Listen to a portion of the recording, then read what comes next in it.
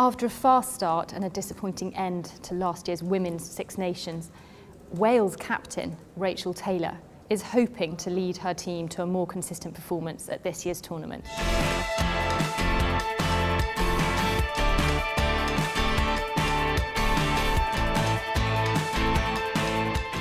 Rachel, last year's Six Nations started out fantastically. It then didn't quite go to plan. What changes have you made this year?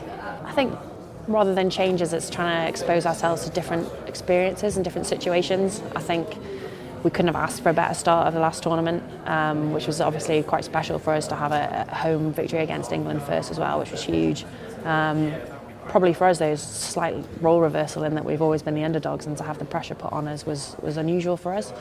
So it's a case of trying to expose ourselves with a sort of a higher intensity regional programme, and through the sevens girls being away and experiencing sort of the pressures that come with sevens, trying to influence our sort of team mindset almost. So, you know, we're not going to improve in those situations until we can expose ourselves to them more frequently, and I think that we're trying to do that.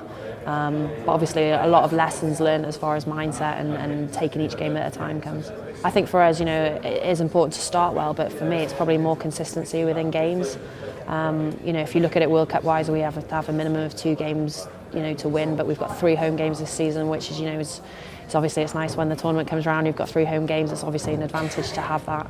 But it also gives us an opportunity to play against England and Ireland away, where maybe they would be the more pressure games for us, but you know, without it being a home fixture and too much pressure on us, hopefully we'll perform well away from home. And your role as captain, I mean, what will you be saying to rally the troops?